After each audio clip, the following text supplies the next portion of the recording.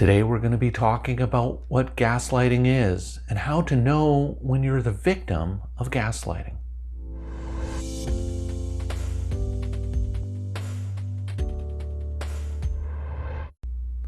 Hi everyone. Most people have heard of the term gaslighting, but for a lot of people, they don't have a clear sense of what gaslighting means or any of the signs and symptoms associated with being gaslit. In today's video, we're going to be talking about the psychological phenomenon of gaslighting and some of the ways that gaslighting can affect you. But before I get into that, just a couple of disclaimers to go over. I'm a registered psychologist in the province of British Columbia, Canada, and this video is for informational purposes only. It is not intended as a substitute or replacement for advice from your doctor or mental health professional. Now, with those things out of the way, let's start talking about gaslighting.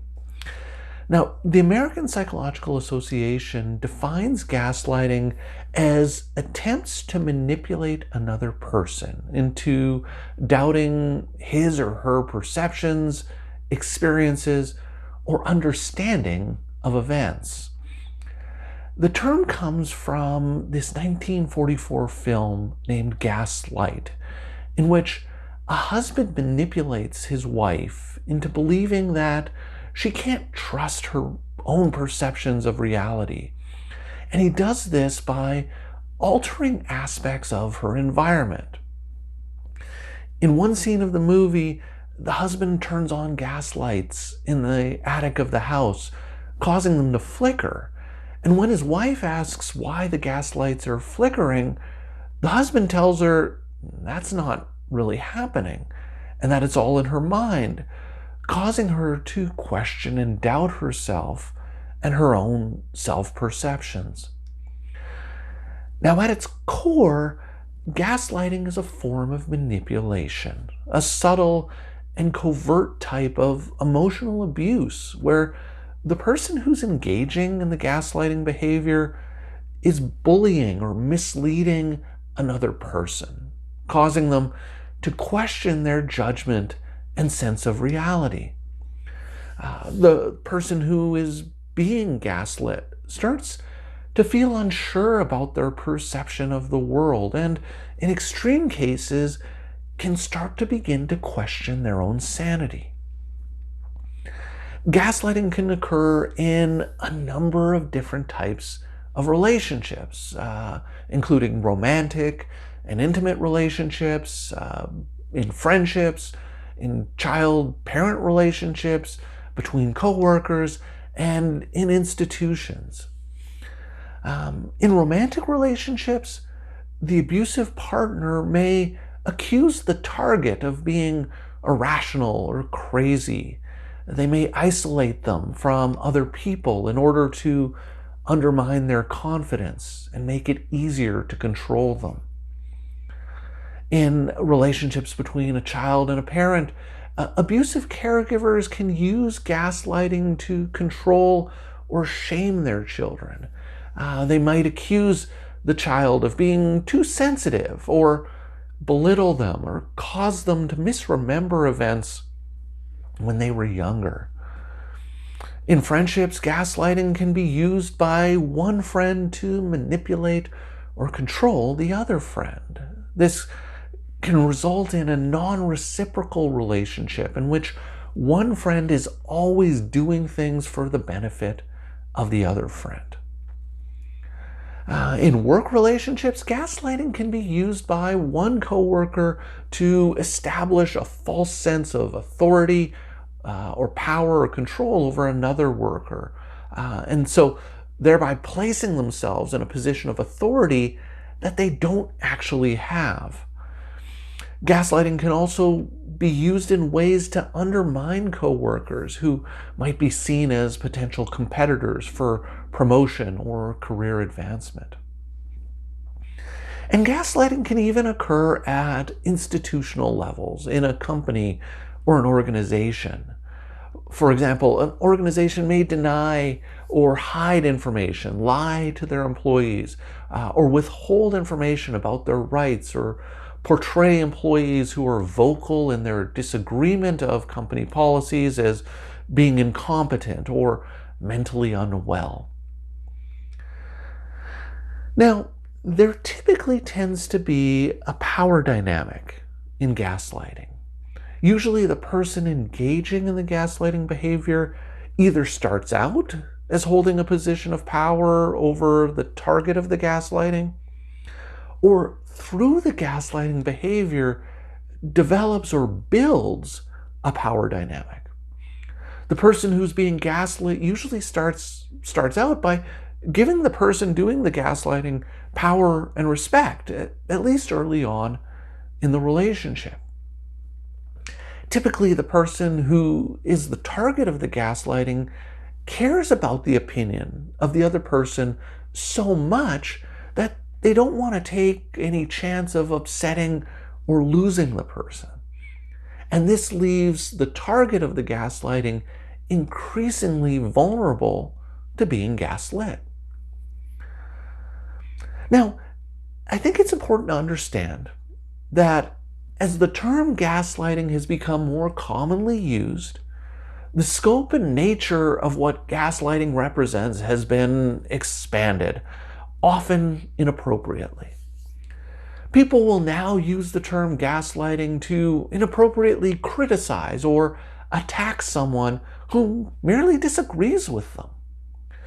My boss is gaslighting me because they're constantly criticizing my work and asking me to do things differently. This isn't necessarily an example of gaslighting.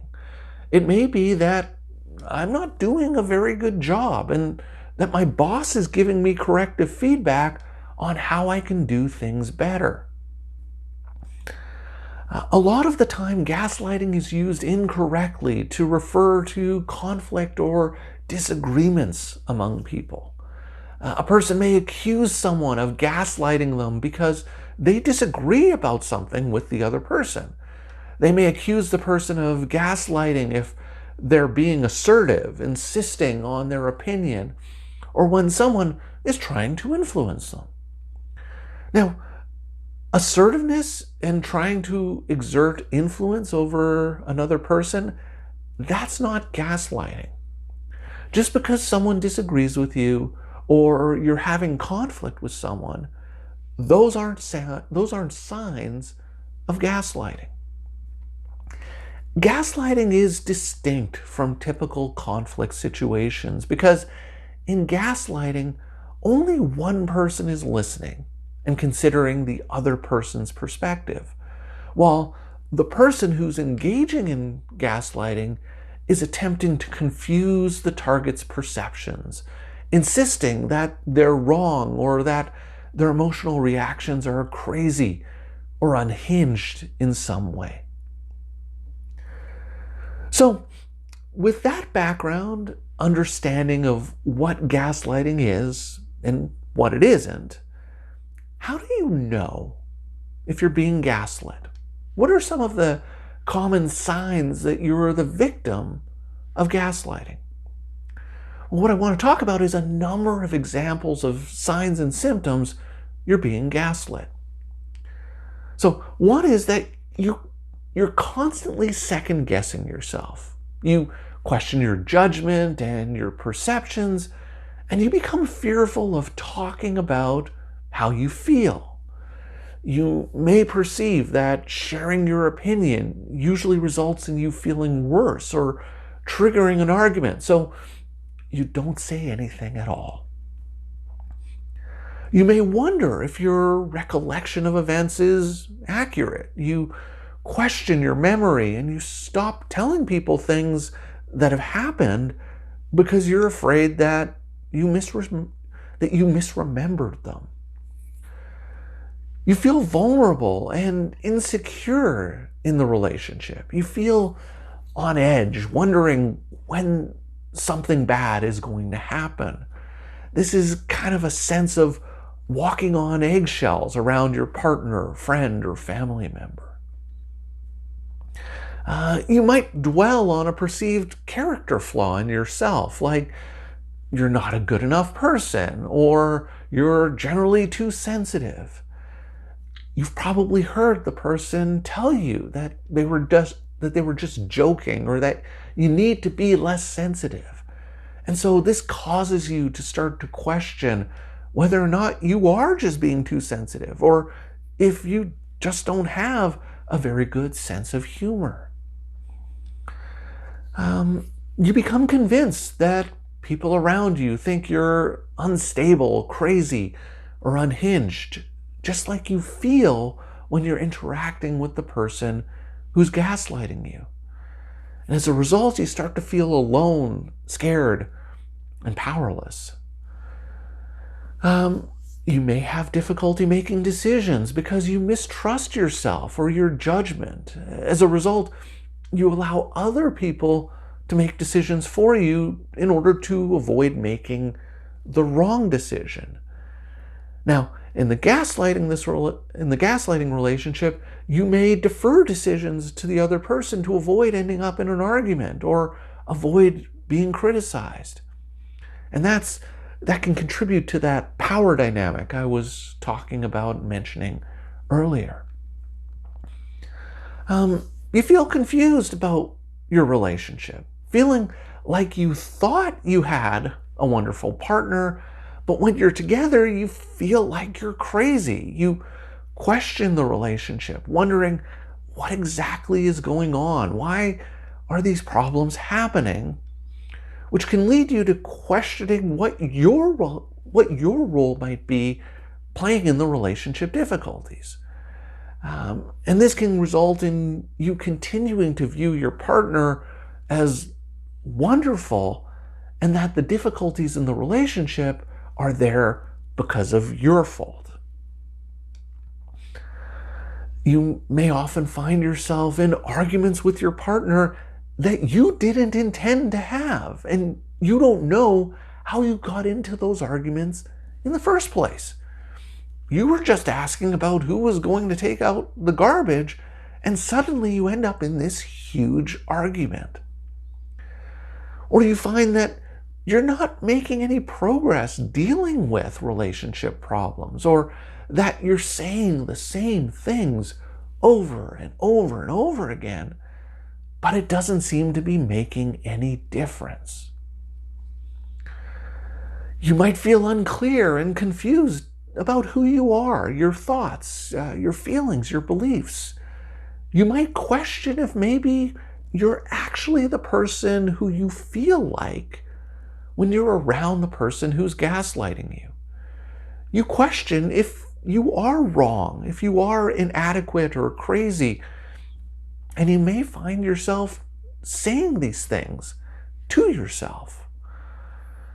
You're always apologizing for something. You find yourself apologizing or feeling the need to apologize all the time. You apologize for the things that you do. You apologize for who you are. And this can generalize beyond the interactions with the person who's gaslighting you.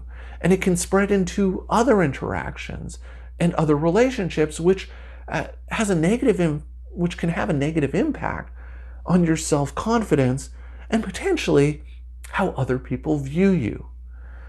You assume that you're always letting everyone down and you're constantly apologetic for it. And related to this, you might feel inadequate much of the time. You never feel like you're good enough, as you constantly feel like you're failing to meet the expectations of the person who's gaslighting you. You might develop unrealistic and perfectionistic standards, perceiving that if you were better, or if you just did things better, you wouldn't be having the difficulties that you're having with the person who's gaslighting you. You find yourself frequently making excuses for your partner's behavior. It can be difficult to recognize if your partner is manipulating you or if you're being gaslit. That's one of the challenges, because gaslighting leads to such uncertainty and confusion as to what's going on. And therefore, you might find yourself making excuses for your partner's behavior, Um, they're just experiencing a lot of stress at work right now. They didn't sleep well last night. They're just going through a difficult time. Those types of things. And as a result, you dismiss the gaslighting behavior, explaining it away as due to situational factors for your partner, rather than anything that they're intending to do. You find yourself generally unhappy in your life, but you don't really have a clear sense of why. As I noted earlier, gaslighting is associated with such confusion and uncertainty as to what is real and what's actually going on. Additionally, gaslighting usually occurs in important and meaningful relationships in your life. And so therefore, the combination of challenges in these important relationships and confusion as to what's even going on can contribute to you feeling discouraged, sad, or helpless. And finally, you have a feeling that something is wrong, but you just don't know what it is. You might have a sense of impending doom, like something bad is always about to happen. You may feel threatened or on edge and don't really know why, like there's this dark cloud over you or this sword of Damocles hanging over you all the time, and that something bad is going to happen. Now, the thing is, a lot of these symptoms that I've talked about can also occur with anxiety disorders or depression, or when a person is experiencing low self-esteem. The key difference, though, is that with gaslighting, there's another person who's actively engaged in trying to make you feel this way, trying to make you second guess what you know or believe to be true. So if you find that you're not experiencing the symptoms or difficulties with other people in your life, but only in that specific relationship, then it's probably a good sign that you're being gaslit and not that it's a more general problem with you. So I hope that gives you a better sense of what gaslighting is and some of the common signs and symptoms of gaslighting. Now, I'm going to be talking about gaslighting more in future videos, including videos on identifying common signs of gaslighting and ways of coping when you find yourself in a relationship characterized by gaslighting. I'd love to hear your questions or comments or thoughts about this topic of gaslighting, so please leave me some comments in the comments section down below. If you've been enjoying my videos and would like to see more, please hit that subscribe button and notification bell, and you'll be alerted every week when I post a new video. So that's all for today's video. As always, thank you for making it all the way to the end of this video, and I will see you in the next one.